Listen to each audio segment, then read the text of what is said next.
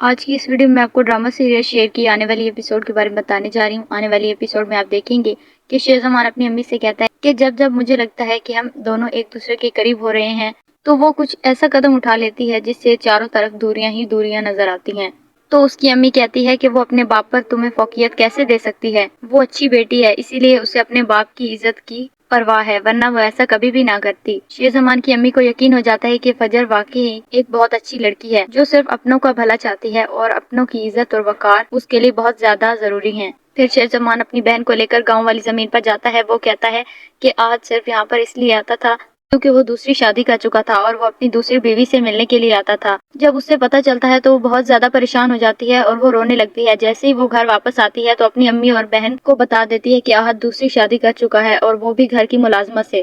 وہ ملازمہ کو بلاتی ہے اور زور سے اس کے منہ پر تھپڑ مارتی ہے۔ وہ انہیں بتا دیتی ہے کہ یہی وہ لڑکی ہے جس سے آہت شادی کر چکا ہے اور اسی کو اس نے میرے مقابلے میں لا کر کھڑا کر دیا ہے۔ وہ بہت زیادہ رو رہی ہوتی ہے۔ شہزمان کو اپنی بہن کے دکھ کا احساس ہے اور اس نے وعدہ کیا کہ وہ ہر حال میں اس کا ساتھ دے گا اور آہت کو اس کے انجام تک پہنچا کر ہی رہے گا۔ پھر فہد نسیم کو بہت زیادہ تنگ کر رہا ہوتا ہے۔ وہ اسے کہتا ہے کہ تمہیں مجھ سے شادی کرنی پڑے گی ورنہ میں تمہاری ویڈیو وائرل کر دوں گا۔ تو نسیم اسے کہتی ہے کہ میں ایسا ہرگز بھی نہیں کر سکتی، میں آپ سے شادی نہیں کرنا چاہتی، آپ مہربانی کر کے میری ویڈیوز ڈیلیٹ کر دیں۔ لیکن وہ نسیم کو بلیک میل کر رہا ہے اور ایسا کچھ نہیں کرنا چاہتا۔ شہزمان ان کی یہ باتیں سن رہا ہوتا ہے۔ اسے پتہ چل جاتا ہے فہد کی حقیقت کے بارے میں۔ نسیم شہزمان سے کہہ دیتی ہے کہ وہ فہد سے شادی نہیں کرنا چاہتی۔ اس کے اس انکار کی وجہ سے فہد ان سب کے ساتھ لڑنے لگ جاتا ہے۔ تو شہزمان سے کہتا ہے کہ تم میری بہن کو تنگ کرو گے، وہ اسے جان سے مارنے کی کوشش بھی کرتا ہے۔ تو فہد کہتا ہے کہ میں تمہاری دوسری بہن کو طلاق دے دوں گا۔ شہزمان کی چھوٹی بہن کہتی ہے کہ میں تمہارے ساتھ رہنا ہی نہیں چاہتی، تم جیسے انسان کے ساتھ کوئی بھی لڑکی زندگی نہیں گزار سکتی۔ فہد کا باپ تو اسے روک رہا ہوتا ہے لیکن وہ نہیں رکتا۔ شہزمان اسے جان سے مارنے کی کوشش کرتا ہے، اس کی امی اسے روک لیتی ہیں۔ شہزمان اپنی امی سے کہتا ہے کہ اب ہم حالت جنگ میں ہیں اور یہ جنگ میں نے نہیں شروع کی،